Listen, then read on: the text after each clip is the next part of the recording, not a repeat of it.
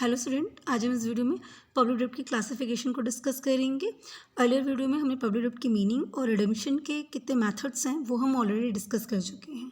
So public डेब्ट को किस बेसिस पे क्लासीफाई करते हैं, कितने टाइप्स का पब्लिक डेब्ट होते हैं, ये डिपेंड करता है कंट्री पे कि किस कंट्री की गवर्नमेंट ने डेब्ट लिया हुआ है। क्यों? क्योंकि जो स्ट्रक्चर है पब्लिक डेब्ट का वो यूनिफॉर्म नहीं होता है, वो कंट्री टू कंट्री वेरी करता है।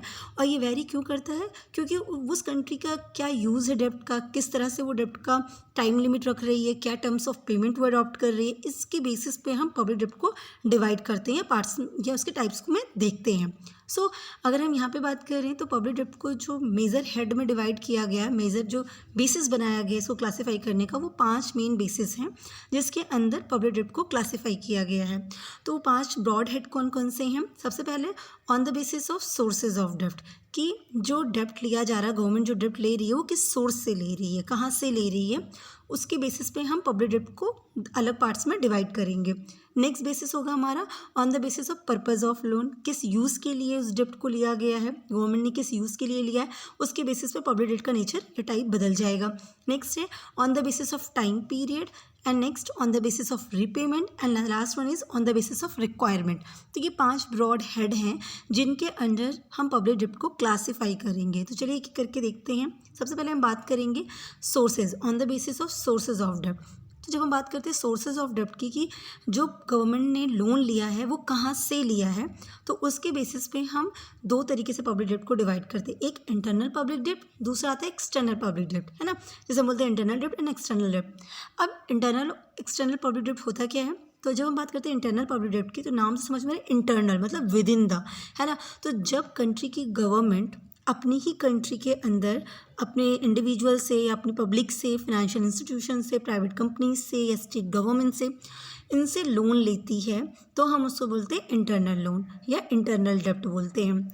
और ये जो इंटरनल डेब्ट होता है, क्योंकि वो विद इन द नेशन होता है, इसलिए वो हमेशा कैसा होगा? लोकल करेंसी में होगा। क्योंकि हम अपने ही कंट्री में अपने ही लोगों से बोरो कर रहे हैं, तो जब अपनी कंट्री में अपने ही लोगों से बोरो करेंगे तो वो किस करेंसी में रहेगा? जो करेंसी सर्कुलेशन में होगी। इसका मतलब जो इंटरनल डेब्ट होता है वो हमेशा किस करेंसी में होता है? वो लोकल करेंसी में होता है। तो ये टोटल जो भी गवर्नमेंट का डेब्ट होता है, उस टोटल गवर्नमेंट के डेब्ट में इंटरनल डेब्ट वो पार्ट होता है जो कंट्री उन लोगों से बोरो करती है जो आपके ही देश में रह रहे हो। मतलब जो आपको, जिनसे आपने बोरो किया है, जो लेंडर्स हैं, वो लेंडर्स कौन होंगे? वो विद इन दी कंट्री के लोग होंगे। मतलब हम इसी देश के लिए लोन ले रहे हैं और इसी देश के लोगों से लोन ले रहे हैं, तो इसको हम क्या कहेंगे? इंटरनल डेब्ट। वहीं जब इस बात को, इंटरनल डेब्ट को एक्सप्लेन किया डॉल्टन ने, तो उन्होंने कहा कि जब डेब्ट is internal if given by those people और organisation living in that area that is controlled by the local officer taking डेब्ट। तो जो लोग डेब्ट ले रहे हैं, जब डेब्ट जिससे लिया जा रहा है वो लोग उन्हीं के कंट्रोल में हों, मीन्स कि गवर्नमेंट लोन लेने आ रही है और गवर्नमेंट जिनसे लोन ले रही है वो लोग उनके कंट्रोल में, वो जहाँ रहते हैं वो पूरी उनकी ऑथराइजेशन में आता है, उनकी वो एरिया उनके कंट्रोल में आता है, तो हम उसको बोलते हैं इंटरनल डेब्ट। बट ऑब्वियसली बात है, सेंट्रल गवर्नमेंट जो आपकी कंट्री की गवर्नमेंट है उसके कंट्रोल में आपकी पूरी ऑल ओवर पब्लिक है, आपके पूरे नेशन के लोग हैं, जो भी रूल एप्लीकेबल होगा सबके लिए एप्लीकेबल हो जाएगा। और जब हम इनसे लोन लेते हैं तो हमारा क्या कहलाएगा? इंटरनल डेब्ट कहता है। ऐसा कौन कहता है? डॉल्टन नहीं कहते। तो सिंपल है, इंटरनल डेब्ट विद इन द कंट्री। जब बात करते हैं एक्सटर्नल डेब्ट की, तो एक्सटर्नल डेब्ट मतलब क्या होता है? बट ऑब्वियसली बात है, जो आउटसाइड द कंट्री हो, मीन्स जब गवर्नमेंट, आपकी कंट्री की गवर्नमेंट जो लोन है वो बोरो करती है, जो फंड है वो बोरो करती है, कहाँ से?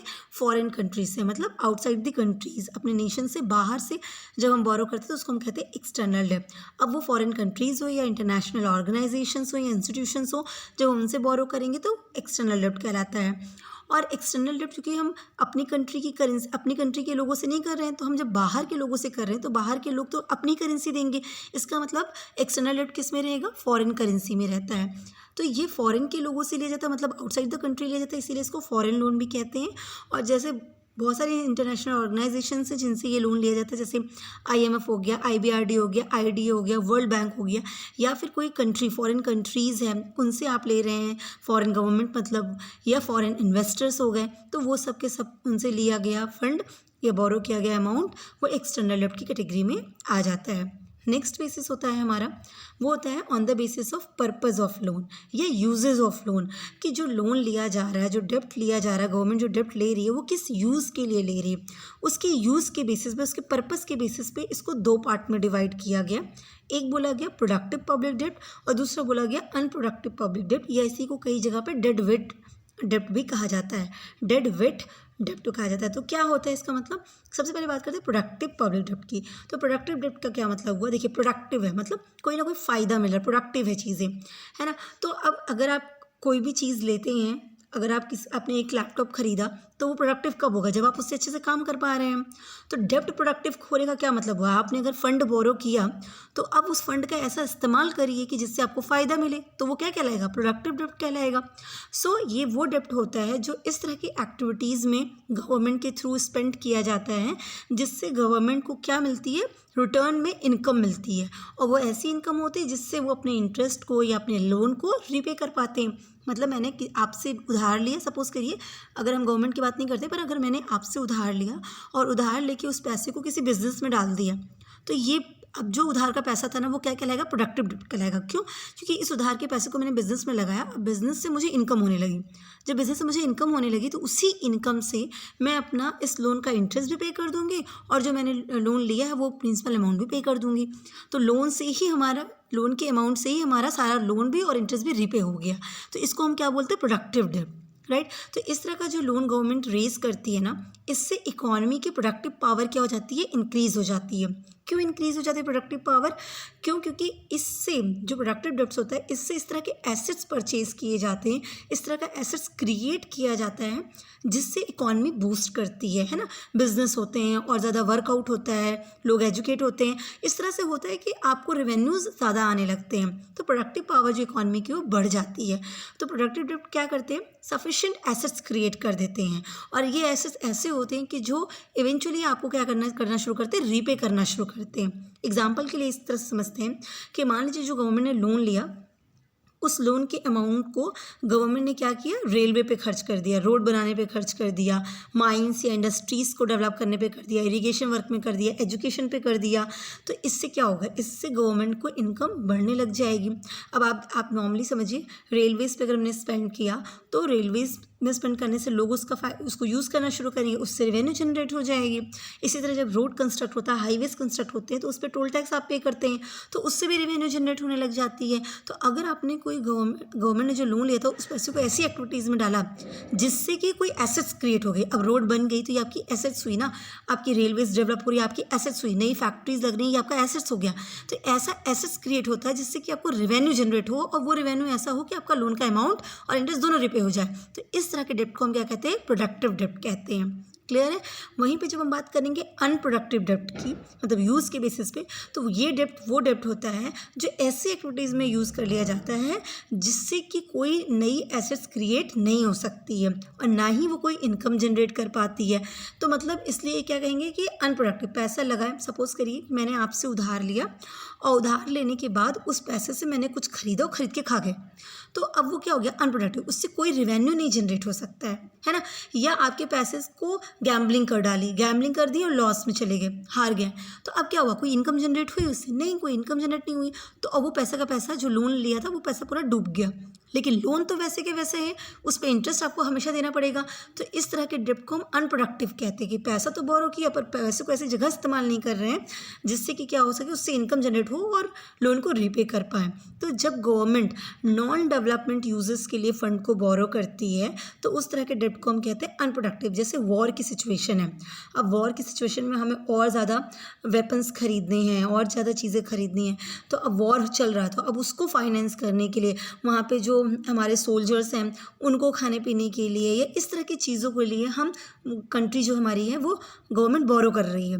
अब इस फंड का इस्तेमाल जहाँ भी हो रहा है वो सब अनप्रोडक्टिव है क्योंकि उससे कोई रेवेन्यू जनरेट नहीं हो, कोई एसेट्स तैयार नहीं होने वाला। तो इसको हम क्या कहेंगे, अनप्रोडक्टिव डेप्ट कहते हैं। तो ये कोई होती है जिससे क्या हो सके, कोई इनकम क्रिएट हो सके, कोई इनकम इन रिटर्न मिले, और इसीलिए इसको बोलते हैं डेड वेट, मतलब कि पूरी तरीके से ख़त्म है, ऐसा लोन जो कि पूरी तरीके से एक भार है और कुछ नहीं, राइट। तो इसको हम बोलते हैं अनप्रोडक्टिव एंड प्रोडक्टिव पब्लिक डेप्ट। अब हम नेक्स्ट देखते हैं कि on the basis of time period. तो टाइम पीरियड के बेसिस पे जब हम पब्लिक डेप्ट को क्लासीफाई करते हैं तो दो पार्ट में आता है, एक हमारा आता है फंडेड डेप्ट और दूसरा आता है अनफंडेड डेप्ट या फ्लोटिंग डेप्ट जिसे कहते हैं। अब फंडेड डेप्ट या अनफंडेड डेप्ट क्या होता है, इसी को in the sense of long term and short term भी हम इस चीज़ को समझ सकते हैं। तो ये होते क्या हैं, फंडेड डेप्ट क्या होता है, फंडेड डेप्ट पूरी तरीके से लॉन्ग टर्म डेप्ट होता है। मतलब क्या हो गया इसका कि ये ऐसा लोन होगा, ऐसा गवर्नमेंट ने ऐसा लोन लिया है जो बहुत लंबे समय के बाद रिपेबल होगा, है ना। अब बहुत लंबे समय के बाद रिपेबल होने का मतलब कि आप यूजुअली मानो कि 1 साल से ज़्यादा का टाइम पीरियड लगेगा उसको रीपे करने के लिए। तो इस तरह के डेप्ट को हम फंडेड डेप्ट कहते हैं। अब कहा जा रहा है more than year, but obvious सी बात है उससे कई गुना ज़्यादा टाइम पीरियड लगता है इस तरह के लोन को रीपे करने के लिए, तो उसको हम फंडेड डेप्ट कहते हैं। अब फंडेड ही क्यों कहते हैं भाई, लॉन्ग टर्म तो समझ में आ रहा, फंडेड क्यों कहते हैं, क्योंकि जब भी इस तरह का लोन लिया जाता है जिसको लंबे समय के बाद रीपे करना होता है ना, तो उसके लिए गवर्नमेंट क्या करती है, एक सेपरेट फंड मेंटेन करना शुरू कर देती है। फंड मेंटेन करती है जिससे उसी पैसे से जब मैच्योरिटी डेट आए तो इसको रीपे कर सके। तो चूंकि इस लोन के लिए फंड क्रिएट किया गया, इसीलिए इसको क्या बोलते हैं, फंडेड डेप्ट कहते हैं। क्लियर है। जैसे आपने देखा होगा सिंकिंग फंड हमने रिडेम्पशन मेथड में देखा था, तो उसमें थोड़ा थोड़ा पैसे, एक फंड क्रिएट कर लिए, थोड़ा थोड़ा पैसे इकट्ठा करते जा रहे हैं। अब जब लोन की मैच्योरिटी पीरियड आएगी तो उसी पैसे से हम लोन को रिपे कर देंगे, तो वो हमारा क्या हो गया, एक तरीका हो गया रिपे करने का। तो इस तरह जब कोई लोन होता है जिसके पीछे फंड क्रिएट किया जाता है, और ऐसे लोन कौन से होते हैं जो लॉन्ग टर्म होते हैं, तो उसको हम बोलते हैं फंडेड डेप्ट। ठीक, वहीं पर जब हम अनफंडेड डेप्ट की बात करते हैं तो क्या हो गया, बट ऑब्वियस सी बात है जैसे इसका अपोजिट, मतलब ये जो डेप्ट होता है वो शॉर्ट टर्म डेप्ट होता है। गवर्नमेंट जो लोन ले रही है वो हार्डली रिपेबल होगा विद इन 3 मंथ्स और 6 मंथ्स, मतलब 1 साल से ज़्यादा का समय लगने वाला नहीं है उसको रिपेमेंट में, है ना। और इस तरह का जो डेप्ट होता है उसके लिए गवर्नमेंट क्या करती है, कोई भी सेपरेट फंड मेंटेन नहीं करती है, इसीलिए इसको क्या कहते हैं, अनफंडेड डेप्ट। मतलब इसके लिए कोई फंड क्रिएट नहीं किया गया, ऐसा लोन जिसको रिपे करने के लिए कोई फंड क्रिएट ना किया गया, अनफंडेड, फ्लोटिंग, है ना, इसीलिए इसको अनफंडेड डेप्ट कहते हैं। तो ये इस तरह का जो डेप्ट होता है वो जो इमरजेंसी में या जो करंट नीड आई उसको टेम्पोरेरली मीट आउट करने का तरीका होता है। जैसे गवर्नमेंट के ट्रेजरी बिल्स में जो इन्वेस्टमेंट हो रहा है तो वो सब कैसे हो गए आपके, वो सब आपके अनफंडेड डेप्ट हो गए हैं, फ्लोटिंग डेप्ट हो गया।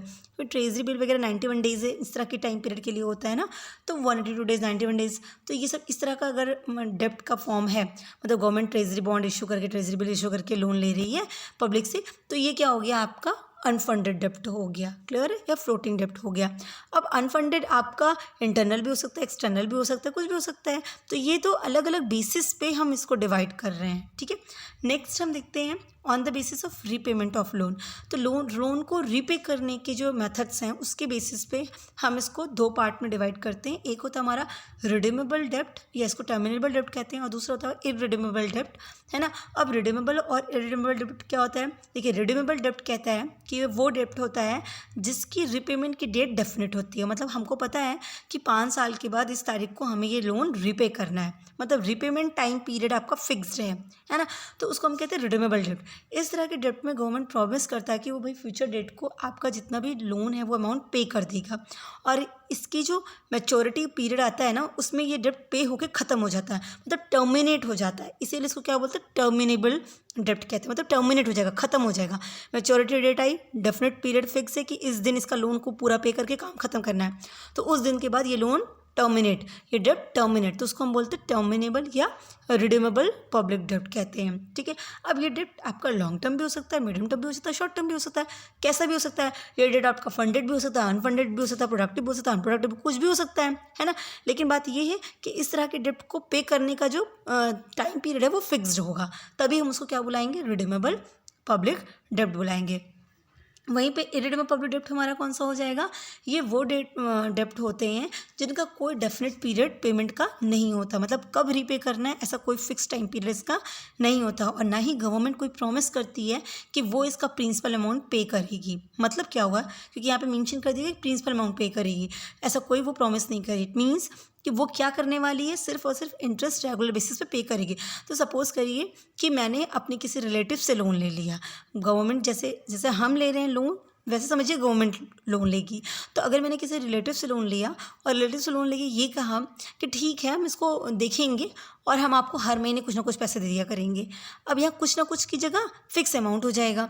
तो अब हम इसको पूरा पैसा जितना लोन लिया वो कभी रिटर्न नहीं करना है, ना मेरा कोई मोटिव है, ना मैंने इनको प्रॉमिस किया कि इस 4 साल में दे देंगे, 2 साल में दे देंगे, 1 साल में दे देंगे। हमने ऐसा कुछ भी नहीं कहा। हमने क्या कहा, हर महीने आपको कुछ ना कुछ देते रहेंगे। इसका मतलब इंटरेस्ट हम रेगुलर पे करेंगे, लेकिन प्रिंसिपल अमाउंट हम देने के लिए कोई भी प्रॉमिस नहीं करेंगे। तो इस तरह के लोन को इररिडेमेबल डेब्ट कहते हैं। तो जब भी गवर्नमेंट इररिडेमेबल डेब्ट लेती है ना, तो उसका जो नेगेटिव साइड है ना, वो किसको फेस करना पड़ता है, वो सोसाइटी को फेस करना पड़ता है। क्यों? क्योंकि अगर कंट्री पे डेब्ट है और आप वो इररिडेमेबल है, मतलब उसको कभी ख़त्म नहीं किया जाएगा, तो इंटरेस्ट कब तक पे किया जाएगा? बट ऑब्वियसली बात है, जो भी टैक्स से या कहीं से भी गवर्नमेंट को रिवेन्यू होगी, उस रिवेन्यू से तो हमेशा इंटरेस्ट में चला जाएगा, जबकि एक टाइम उसको पे करके ख़त्म कर देने से मेरा हमेशा का इंटरेस्ट जाना बंद हो जाएगा।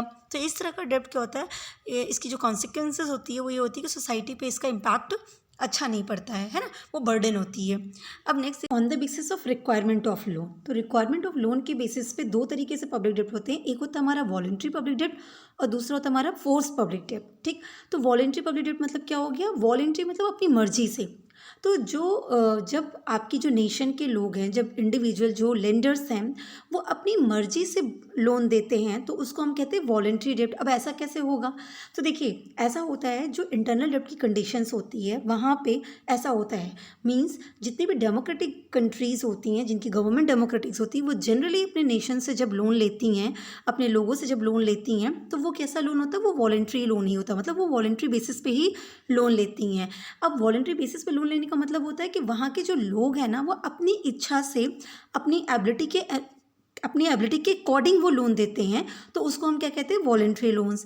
अब एक्चुअली ऐसे ही होता है, जैसे फॉर एग्जांपल कि हमारी गवर्नमेंट है और हमारी गवर्नमेंट ने क्या किया? सिक्योरिटीज़ इशू की।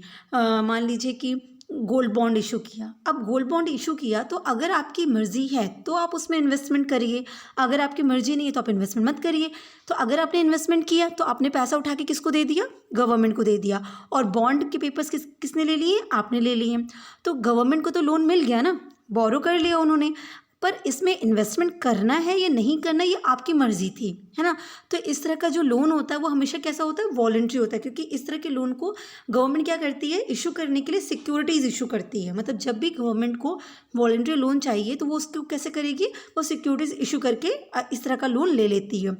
और सिक्योरिटीज़ इशू करके ही किया जाता है। क्यों? क्योंकि तभी तो पब्लिक की अपनी मर्जी है, वो इन्वेस्टमेंट करे या ना करे। देखिए, इन्वेस्टमेंट का परसेप्शन ही होता है कि आपकी साइड से इन्वेस्टमेंट है, सामने वाले के लिए वो क्या हो गया? लोन हो गया। अब जैसे कि एग्जांपल लेते हैं कि अभी रिसेंट की गवर्नमेंट जो है, उन्होंने क्या किया?